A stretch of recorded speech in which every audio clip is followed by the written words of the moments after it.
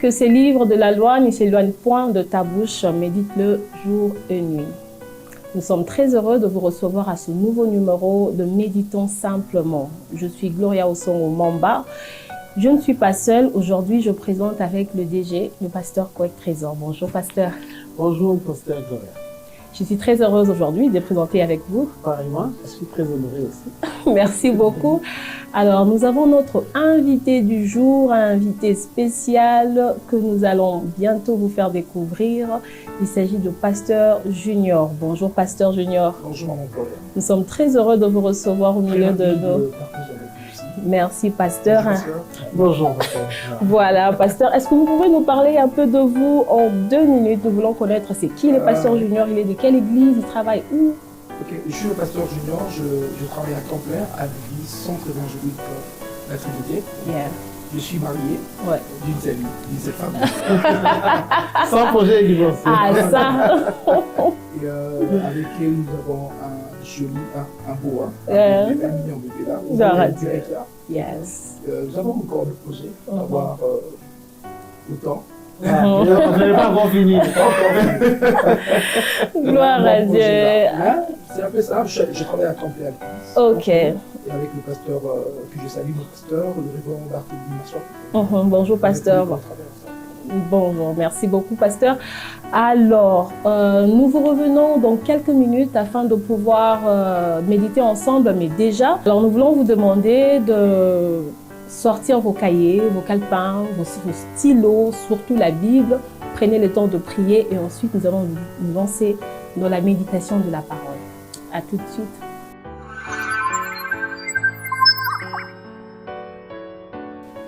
De retour sur ces plateaux. Alors, Pasteur Trésor, nous parlerons de quoi aujourd'hui?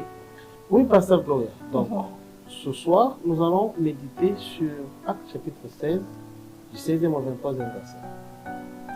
Il est écrit: comme nous allions au lieu de prière, une servante qui avait un esprit débutant et qui, en devinant, procurait un grand profit à ses maîtres, vint au devant de nous et s'est mis à nous suivre, Paul et nous.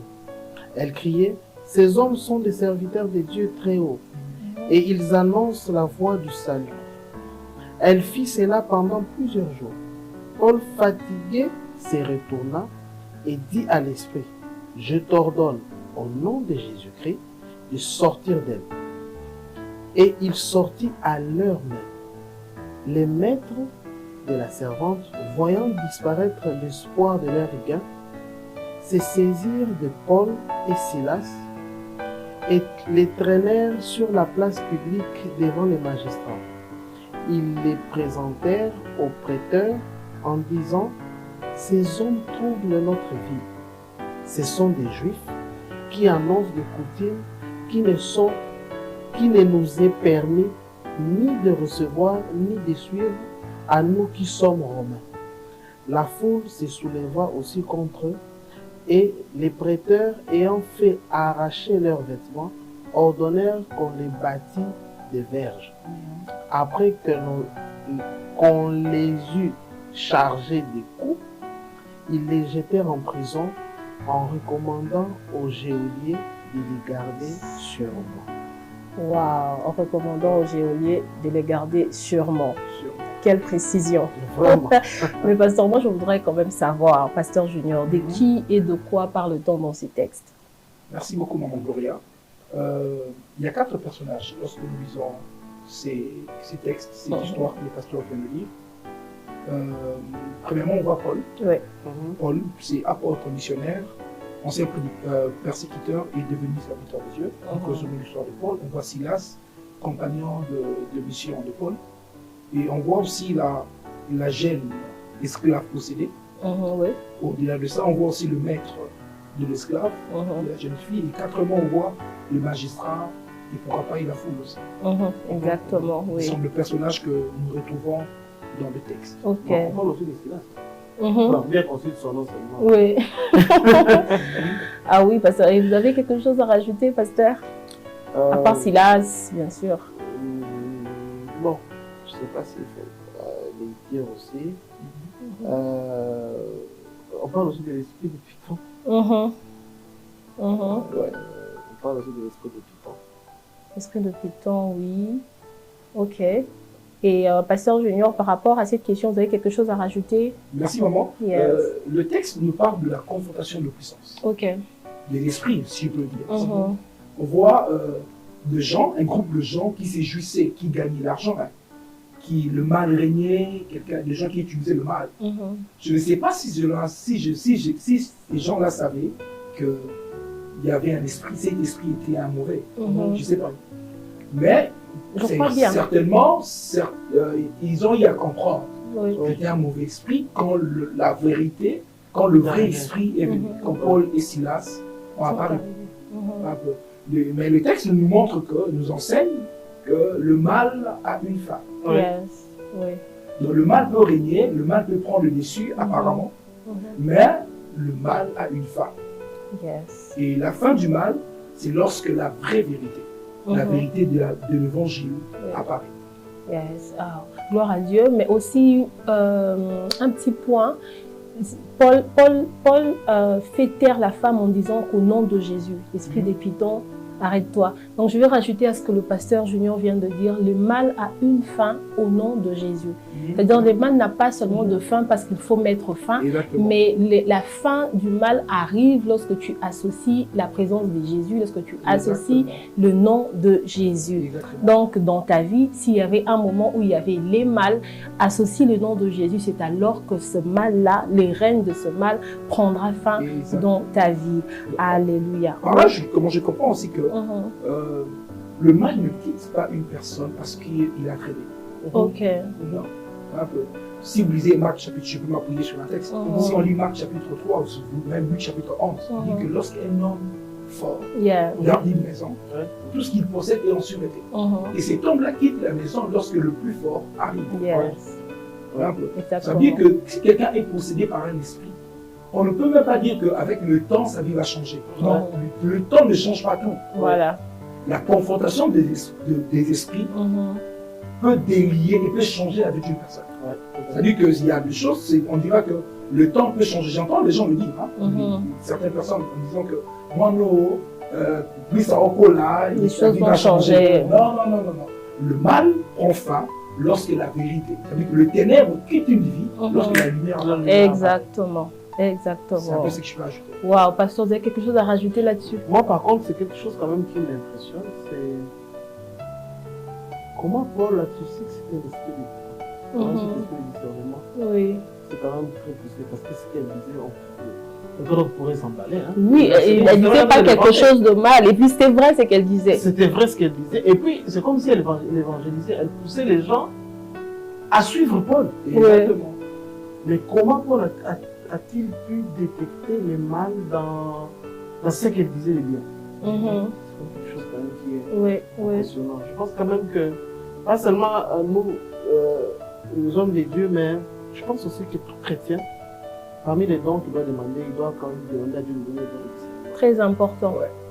Très le diable important. peut utiliser une enveloppe qui est en dehors de tout soupçon, en proclamant effectivement la vérité, ce qui est louable, mais avec un mauvais esprit. Oui. Exactement.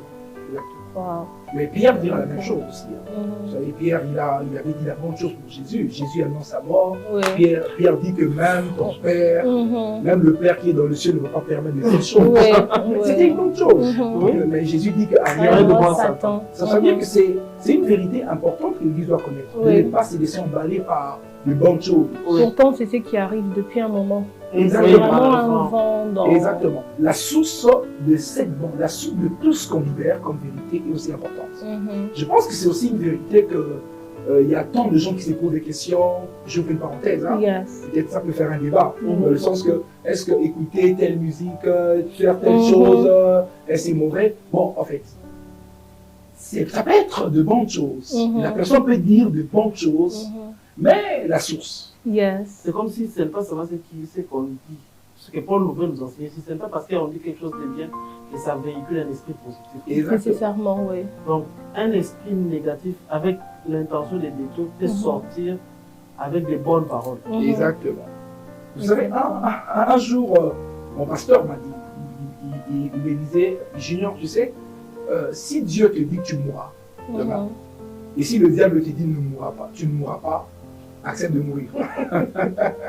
Donc même si ce que tu reçois de Dieu fait peur, c'est comme si... un peu comme Jésus, comme l'exemple que vous avez donné. Exactement, c'est ce que Jésus. Jésus, Dieu l'a dit, tu vas mourir, le diable veut détourner. Mais on accepte, même si c'est amer, même si c'est compliqué, même si c'est difficile à avaler, mais si c'est l'évangile, je l'accepte.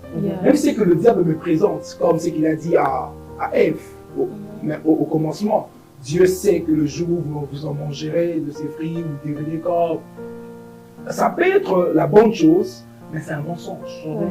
C'est-à-dire que la source de tout ce que l'Église communique, même, je crois que ça, ces passages, on doit même, c'est un passage que beaucoup de prédicateurs doivent lire.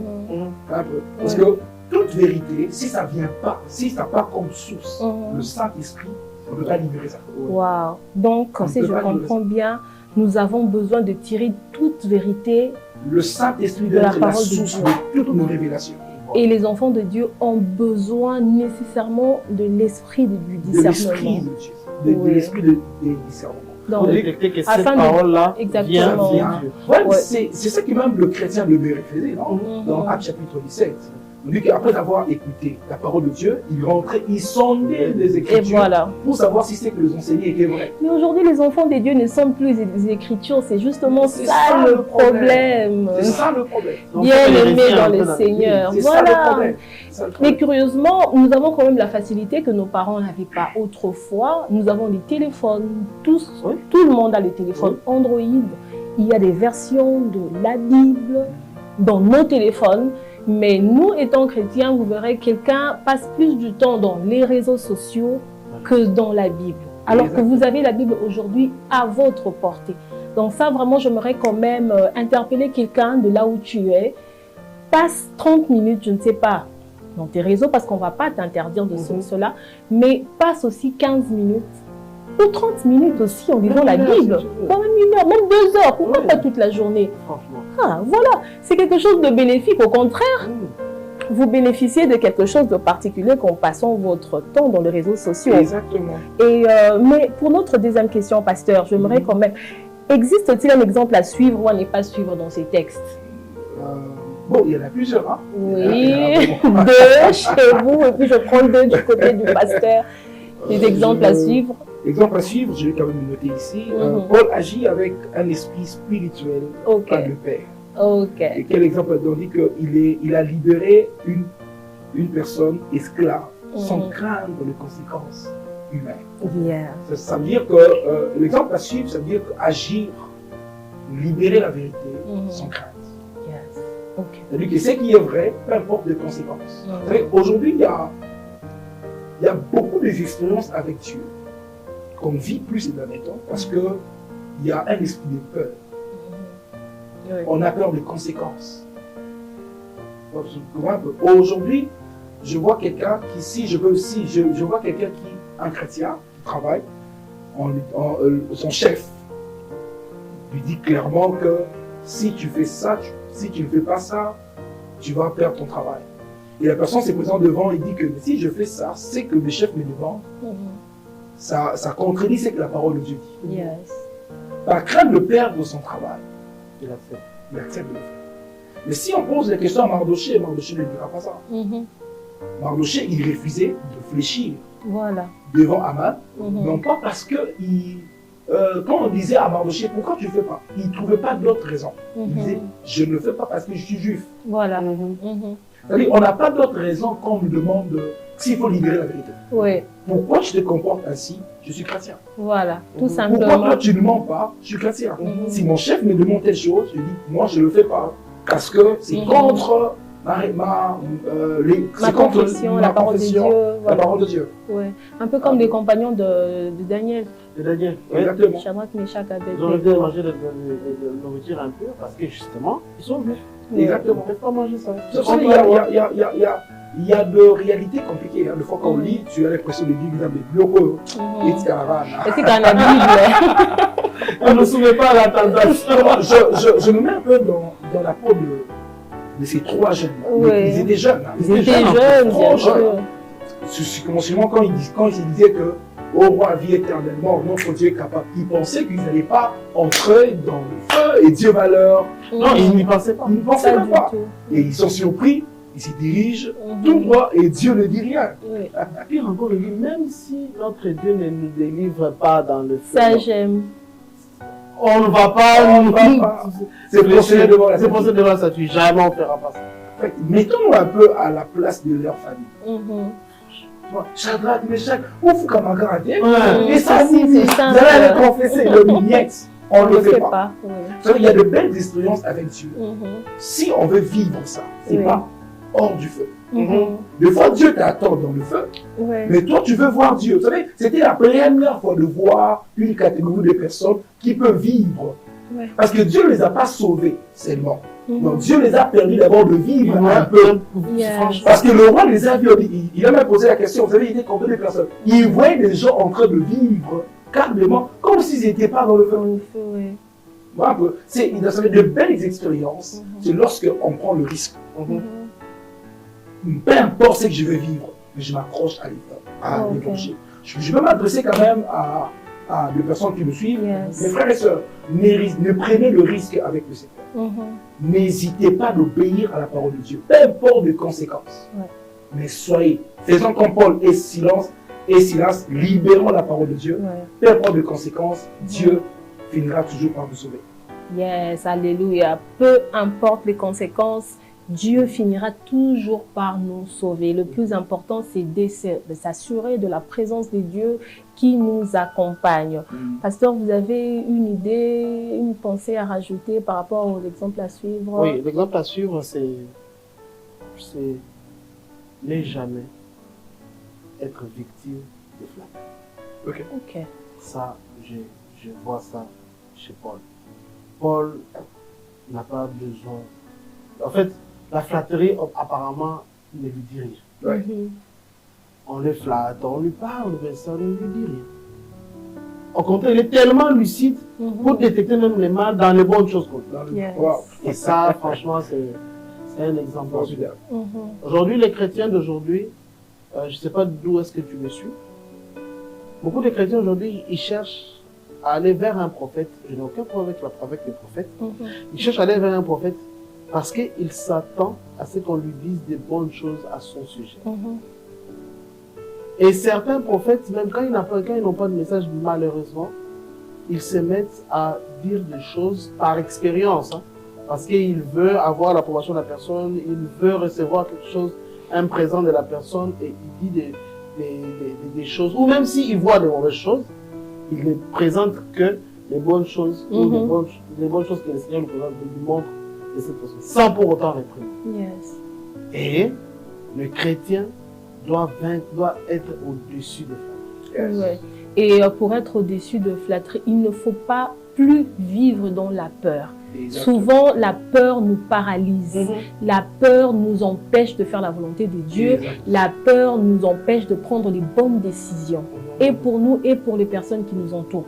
Vous savez, si Paul vivait dans la peur, il ne serait pas en mesure de délivrer cette femme. Oui, parce que ça l'a coûté des coups de fouet. Exactement. Et ils ont été jetés à la prison. Tout simplement parce qu'il avait délivré cette femme. Ouais. Donc, toi étant chrétien, là où tu es, refuse la peur. Demande à l'Esprit de Dieu. Si la peur te paralyse encore jusqu'aujourd'hui, demande à l'Esprit de Dieu de t'aider, de te sortir de cet esprit de la peur afin de prendre de bonnes décisions pour ta vie, pour ta famille, pour ton ministère. Je ne sais pas quel est ton domaine, mais tu as besoin de l'Esprit de Dieu qui puisse te libérer de la peur. Donc, nous prions ce soir, ce matin, peu importe l'heure à laquelle tu nous suivras, que le Seigneur te délivre de la peur. Amen. Yes. Mais pasteur, qu'est-ce que ces textes nous apprennent sur Dieu, sur Jésus, sur l'Esprit de Dieu, pasteur Junior? Ce texte de Actes 16-23. Bon, en fait, c'est quand même très riche. Hein. J'ai beaucoup aimé, j'ai beaucoup aimé le texte encore quand j'essayais de relire, encore, de relire. Parce que souvent, les textes difficiles sont des textes qu'on a l'habitude de prêcher. Hein. Et quand tu demandes de méditer, tu tu as tellement de vérité que tu dis, mais qu'est-ce que je fais comme Qu'est-ce que je fais? En méditant, oui. Mais ici, je vois un Dieu juste, de la justice. Mhm. Pardon? Je vois un Dieu juste Mhm. de la justice humaine. Ok. Explique-nous un peu, pasteur, parce que là, je suis perdu là. Vraiment. Vous et moi sommes perdus. Si, Pasteur va nous si, expliquer. si vous lisez bien même la fin du texte, vous allez remarquer que c'était comme si Dieu voulait sauver les géolies. Ok. Mhm, parce que les géolies à la fin. Ouais, bon. Ouais. Mais il utilise la justice humaine. Mhm. C'est-à-dire que les hommes, Paul, ils ont libéré, Paul et Silas, ils ont libéré la vérité. Mhm. Et puis ils ont subi des conséquences liées à cette vérité. Mhm. Et ce qui est bien, ils n'ont pas renoncé à la fidélité. Exactement. Ils n'ont pas renoncé à la...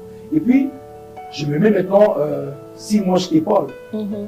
Seigneur, c'est à cause de toi que je me trouve ici. Mais on ne voit pas là où ces gens se sont plaints. C'est ce qu'il faut. Ah bon. Ouais. Et en se retrouvant là, on voit maintenant comment est-ce que la justice de Dieu s'est manifestée. À la fin, on peut comprendre que Seigneur, si Dieu est juste, même dans l'injustice des hommes, Mhm. même quand on subit l'injustice, ça peut être le chemin que Dieu utilise pour manifester sa justice. Ok. Tout à fait.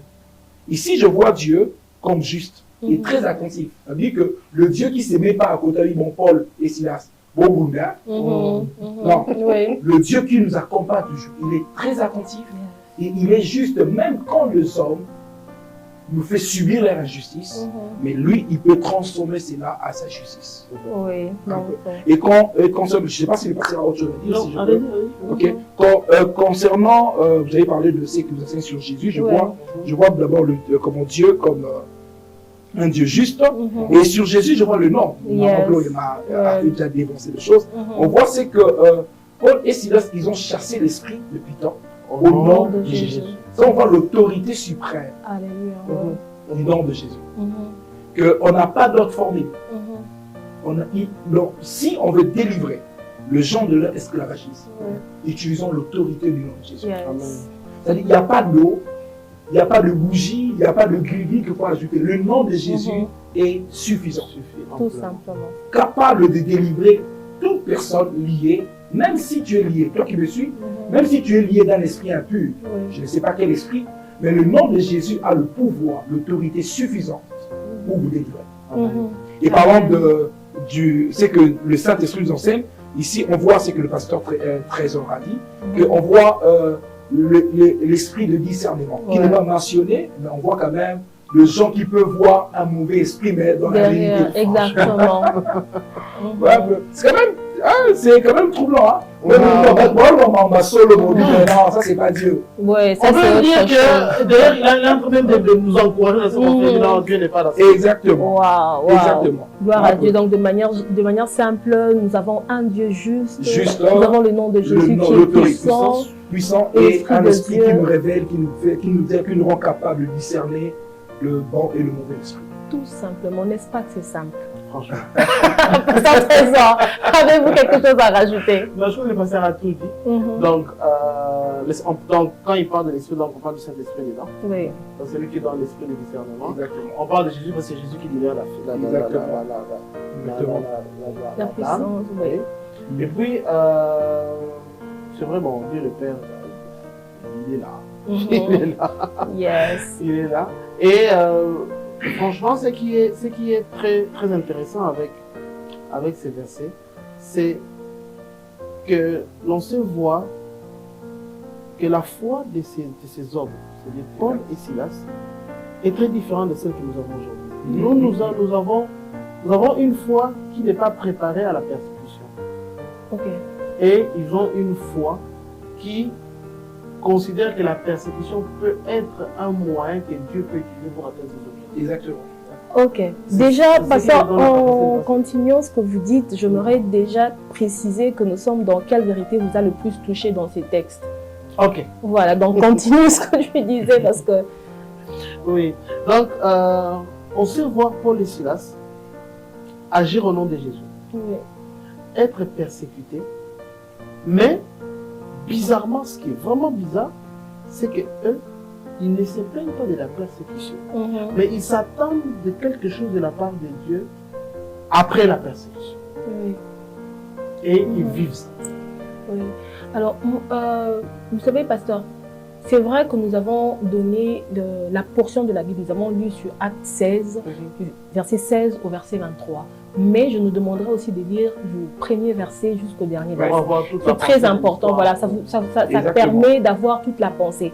Le pasteur Junior a un peu effleuré la fin, mais il n'est pas vraiment entré en profondeur parce qu'on est concentré sur ce que nous avons prévu aujourd'hui. Mais lorsque vous lisez la Bible, c'est là que vous comprendrez encore plus de choses. Par exemple, à la fin de ces textes, vous verrez que c'était bénéfique pour Paul et Silas d'entrer en prison parce qu'en étant là-bas, ils ont gagné les geôliers et leur famille. Exactement. Voilà, et leur famille. Donc, quelqu'un d'autre dirait, mais pourquoi je suis mise en prison? Pourquoi Paul et Silas ont été jetés en prison? Alors que dans le plan de Dieu, Dieu savait que là-bas, ils auraient la possibilité de gagner et les geôliers et leur famille. Donc, ne vous plaignez pas de la prison que l'on vous jette aujourd'hui. Certainement, c'est pour la gloire de Dieu. Certainement, c'est dans le plan de Dieu. Et moi, je conseille toujours dans tout ce que vous vivez, dans toutes les circonstances, posez-vous toujours la question, posez toujours la question à Dieu. C'est quoi la leçon de ce problème? C'est quoi la leçon de cette situation? Pourquoi tu permets que je vive telle ou telle autre chose? Pourquoi je dois être jeté en prison alors que je n'ai fait que libérer une femme qui était possédée par un esprit méchant? Voilà. Mais quelle vérité pouvons-nous faire un sujet de la prière dans ce texte, pasteur Junior? Je ne sais pas. Oui. Mais dans ma vie, j'ai expérimenté à peu près la même chose. Ok. Si je peux en parler, je vous en prie. Je revenais d'une retraite en 2012. Je sors d'une retraite de 3 jours. Je m'enferme, je prie. Je voulais vraiment écouter la voix de Dieu. Écouter la voix de Dieu, Seigneur, parle-moi de ma vie, qu'est-ce que tu attends de moi, et je dois servir à ton plan et tout ça. En tout cas, je sors d'une retraite où je n'avais rien reçu, apparemment, parce que je n'avais pas entendu Dieu. En sortant de la retraite, je rentre à la maison, j'étais encore avec mes parents, et quand je rentre à la maison, subitement, en rentrant à la maison, je retrouve ma grande sœur et une locataire en train de se chamailler, de se battre même. Wow. Et ma mère, ma sœur tenante se main, juste un bâton là. Et quand je prends le bâton, je vois directement le policier entre. Il m'embarque là, il est né, tout ça. Oh my God. Tout le monde témoignait, il y a un pasteur, tout ça. Mais je vois les gens étaient vraiment déterminés de partir avec moi. Ils partent avec moi, j'arrive, je suis devant l'OPJ et ils ne m'écoutent même pas. Ils signent directement à qui est parqué. Oh. J'ai dit, on m'embarque là, juste à côté du parquet. Et quand je suis au parquet, et Dieu, bon, je m'étais retrouvé seul. Et je me suis dit, s'il y avait ces jours-là, on allait vraiment me frapper, pas possible. Et après, je vis beaucoup de gens venir après moi. Et la nuit, je me suis réveillé pour prier. Et pendant que je priais, j'emballais tout le monde. On priait ensemble avec eux. À la prison, au cachot en fait. Et ouais, on priait ensemble avec eux. Et on priait, et à la fin, il y a certaines personnes qui commençaient à confesser. Wow. Je gagnais des armes. Yes. Et le matin, on est venu me libérer. C'était juste ça l'objectif. C'était juste ça l'objectif de Dieu. Et quand je suis rentré à la maison, je ne me suis même pas plaint. Yes. J'avais même l'impression de bénir ma sœur à cause de cette circonstance, parce que Dieu a utilisé la justice que j'ai subie pour accomplir sa justice. Quand je m'appuie à ce que vous venez de dire, des fois il faut questionner Dieu. Seigneur, pourquoi je subis telle injustice? Dieu est attentif. Il y a certaines injustices, des fois si on se déplace sans écouter Dieu, on risque de rater la justice que Dieu voulait accomplir. Alors il est très important, je ne sais pas ce que vous êtes en train de vivre, mais questionnez Dieu un peu comme maman Claude l'a dit. Questionnez le Seigneur, pourquoi de telles choses m'arrivent? Dieu a toujours des réponses. Même s'il ne vous répond pas avec sa façon d'agir ou de réagir, vous pouvez voir ou bien expérimenter sa justice. Après, je voulais vraiment exhorter quelqu'un, toujours questionner Dieu, peu importe ce que vous vivez. Une histoire, waouh, un peu comme Paul et Silas. J'étais en prison de manière juste. Oh Dieu. Non, mais Dieu sait faire les choses. Pasteur, vous avez quelque chose à rajouter? Non, rajouter peut-être pas, mais juste pour confirmer la pensée qu'a dit le pasteur Julien, c'est que dans ce texte, la cible de Dieu, c'était juste de geôler les enfants.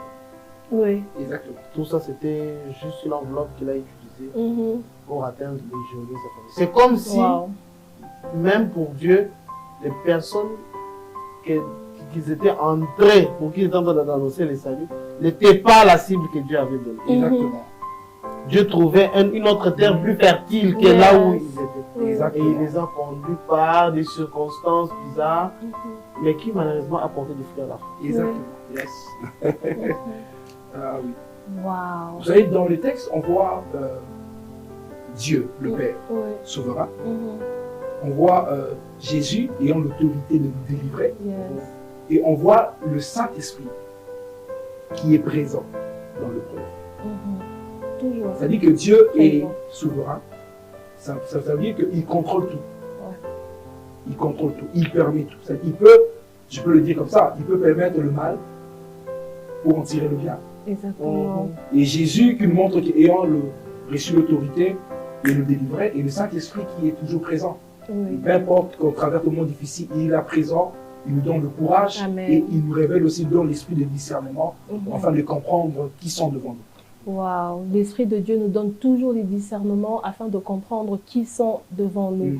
Aussi, nous aimerons rajouter que Dieu, notre Dieu, est le maître de temps et des circonstances. Yes. Il y a des circonstances, de fois, qui agissent à l'encontre de ce que nous voulons. Exactement. Mais Dieu sait que c'est bien ou c'est mal pour nous. Alors, si tu veux vivre ta vie en paix, loin de la peur, rassure-toi tout simplement d'être accompagné de la présence du Saint-Esprit. Amen. Et utilise le nom de Jésus devant toutes sortes de problèmes. Amen. C'est alors que tu verras la puissance de Dieu agir dans ta vie. Amen. Que Dieu vous bénisse. Nous avons été bénis par cette émission. Et si vous avez des témoignages, une pensée particulière, n'hésitez pas de nous écrire à ce numéro au bas de votre écran. Et nous serons ravis de vous lire. Que Dieu vous bénisse au prochain numéro. Au revoir. Au revoir.